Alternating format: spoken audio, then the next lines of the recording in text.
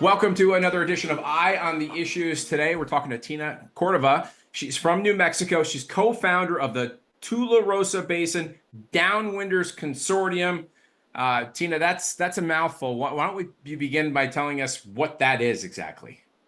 So the TBDC, to make it simple, is an organization that developed 19 years ago to bring attention to the negative health effects suffered by the people of New Mexico after having been overexposed to radiation from the Trinity bomb. So 79 years ago, they detonated the first atomic bomb adjacent to where thousands of people lived. And the US government basically walked away. We've been dying ever since. How many people were impacted by that? Living in a 50-mile radius to the bomb site, there were 13,000 children, women, and men. We were not warned before or afterwards. Even after the bombs were utilized in Japan, they never came back to let people know what it meant when the ash fell from the sky for days and days and days after the bomb was detonated here.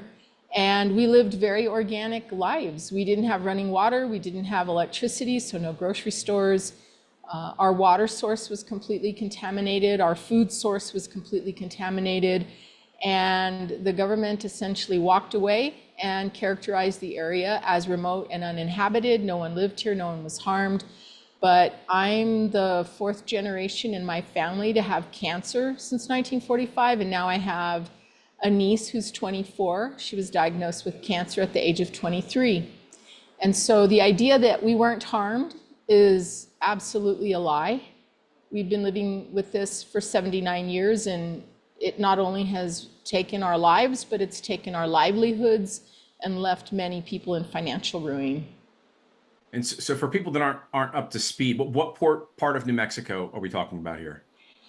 The test took place in south central New Mexico, and if you draw a radius around that to 150 miles, it encompassed Albuquerque and Santa Fe to the north, El Paso and Ciudad Juarez to the south, the Arizona border to the west, and almost the Texas border to the east. So it's essentially our entire state because of the location of the test site, right in the middle of our state, south central New Mexico. You know, as many people know, finding places to store nuclear waste is not always easy. For example, Yucca Mountain in Nevada, major pushback, correct?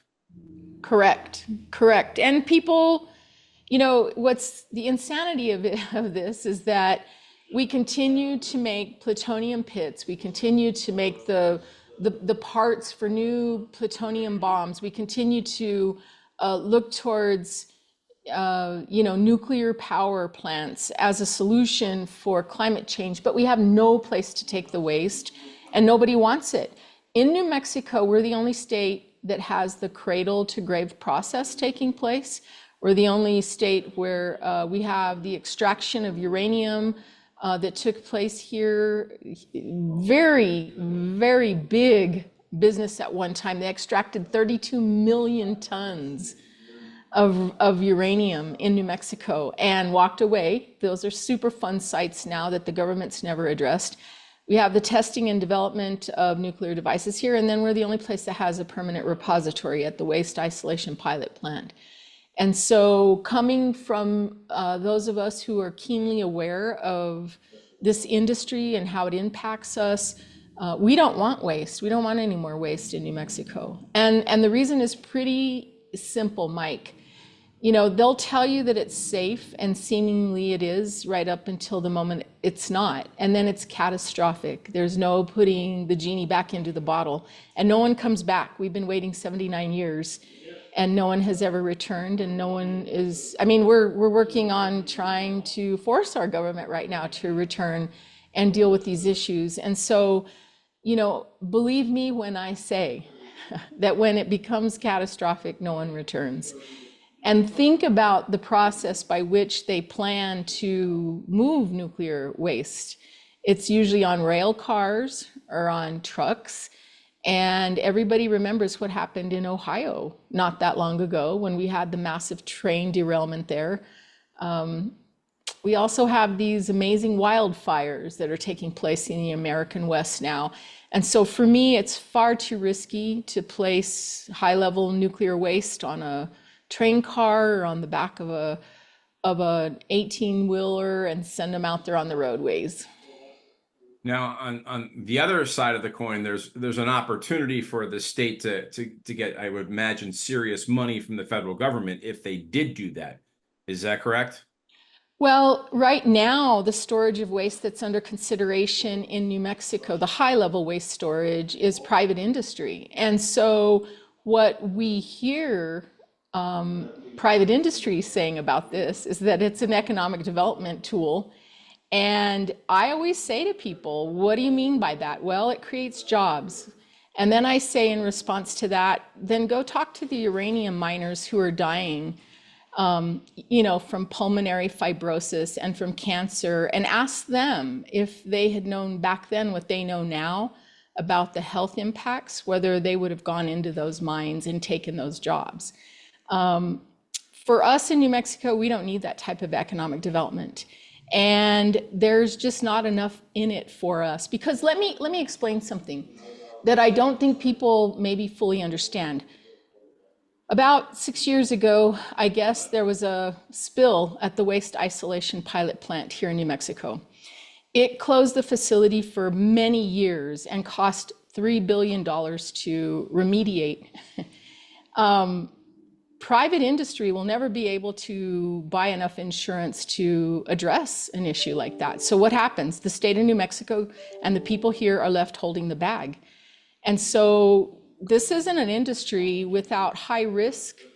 And for me, when you're dealing with a radioactive isotope that has a half-life of 24,000 years, which is what plutonium does have, I'm not in favor of taking that risk.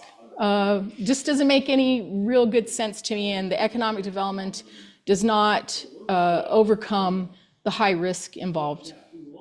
And so the state of New Mexico was approached about storing more nuclear waste there, and they voted that down. Can you tell us a little bit more about that? Yeah, that's correct. Our government is fully against this. All 5 of our members of Congress are against the idea. Our governor is against the idea, and most of our state legislators are against the idea. It's come up for a vote in the state legislature. And actually, our state legislature passed a bill blocking the issuance of any state permits that would be necessary to establish a high-level waste facility here. And the people here are, for the most part, very much against it. And so, at the current status is it's not going to happen. But, we're addressing an issue that our government wants to move forward with, because we're also in the process of building up our nuclear arsenal. And a lot of people don't realize that. But here in New Mexico, our nuclear lab in Los Alamos is positioned now to build more plutonium pits. Plutonium pits that we likely will never use, but it's going to cost trillions of dollars, and we're in the process of building up to do that. And there's waste associated with that. Where does the waste go? Where do we take the waste? There was just a study released here in New Mexico about 2 weeks ago. The government had fully assured the people in the Los Alamos area that the plutonium and the risk of that had been remediated in the canyons around Los Alamos, where they dumped the waste in the early years. And a scientist from Northern Arizona University, Dr. Ketterer, came here, took soil samples, plant samples, and water samples, and found the highest levels of plutonium that he's ever registered any place in the world, right here in Los Alamos. And so in public spaces, not spaces that are blocked off to the public. And so, like I said before, what they tell you is that it's safe.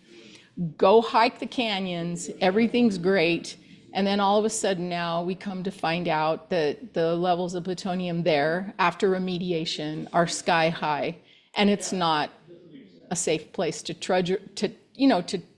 go hike in. Now, there are other states like Wyoming, for example, where they are considering the possibility of nuclear waste storage. What would you say to the people of Wyoming? I would just say that you have to become engaged in understanding what it means. I've already laid out the risks involved with storage, the potential risks involved in storage. I have already communicated how difficult it is to get anybody to come back and deal with these disasters when they happen. And so people need to inform themselves. They need to make sure they understand every part of this, and they need to weigh the pros against the cons. And for me personally, simply because I know what I do know about being someone who lived downwind of a test site, someone who was raised 45 miles from a test site, what I can tell you is that when it becomes catastrophic, nobody comes back. And burying your loved ones on a regular basis is an incredibly difficult legacy to be left with. Now, looking forward into the future, do you see, I mean, nuclear energy clearly is not going away anytime soon. Do you see, from what you know, the safe storage of nuclear waste? I think that we have never put enough effort into understanding and producing what might be safe storage. Imagine if we retooled Los Alamos Labs or Sandia Labs, the two major nuclear labs in New Mexico, to address the issue of nuclear storage. And they put their best minds together to address the issue and came up with something that had much better assurances. I would be the first person to sign up for understanding that and potentially supporting that. But simply transporting nuclear waste, let me explain something. I went to a meeting when they were taking public comment in New Mexico, Holtec, when they were taking public comment. And I will never forget, this elderly woman stood up and said, what kind of assurances do you all have that as those rail cars traverse the United States, that they wouldn't be subject to an act of terrorism? And they said, well, we'll have guards on the train. And I thought, that's not a very good answer. I mean, we'll have guards on the train. So that doesn't to me mean that there's been adequate safety consideration of a terrorist attack. So I guess what I'm getting at is, if I really saw that we were putting effort into coming up with ideas about storage that were that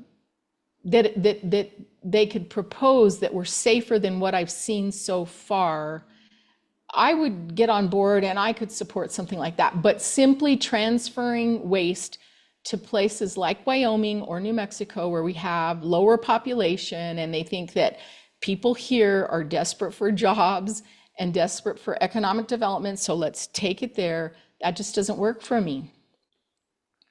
Could you give us, if somebody wanted to do some research, somebody in Wyoming, for example, and wanted to find out more about this, there are websites out there you could send them to. How can they do some research so they can learn as much as they can to feel like they're educated about this possibility?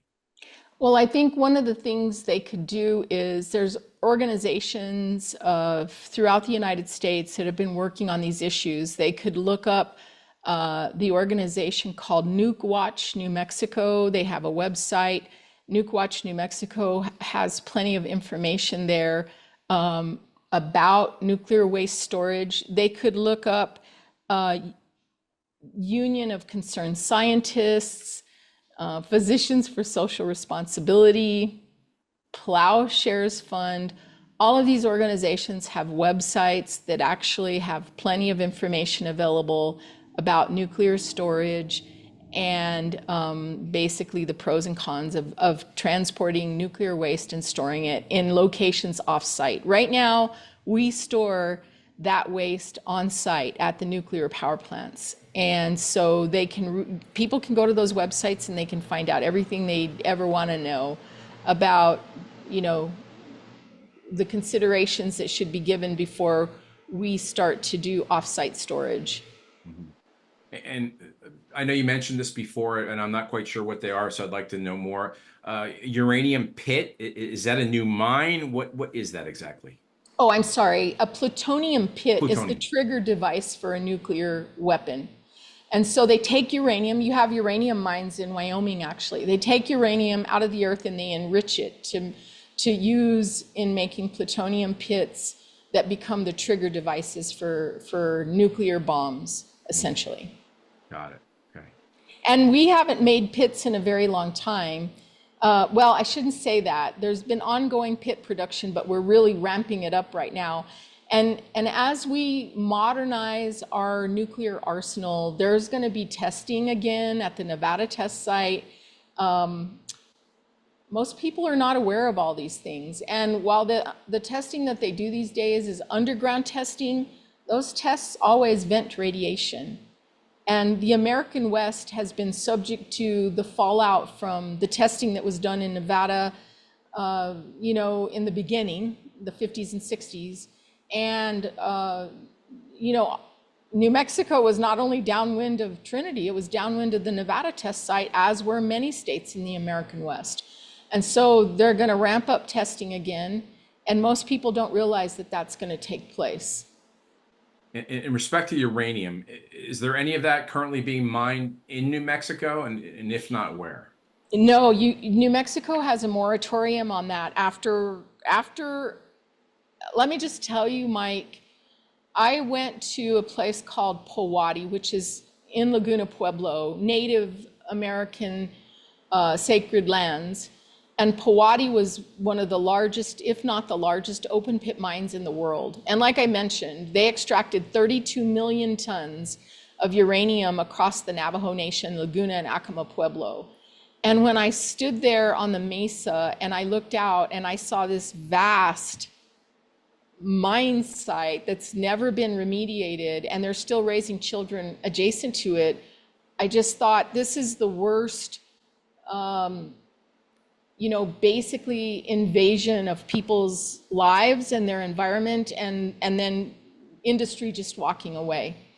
And so we don't mine uranium anymore in New Mexico. And right now we're in a fight with Congress to have them expand what's called the Radiation Exposure Compensation Act to include what are called the post-71 uranium workers, which you have those in Wyoming, and also to include the downwinders of the American West that have never been included in the fund.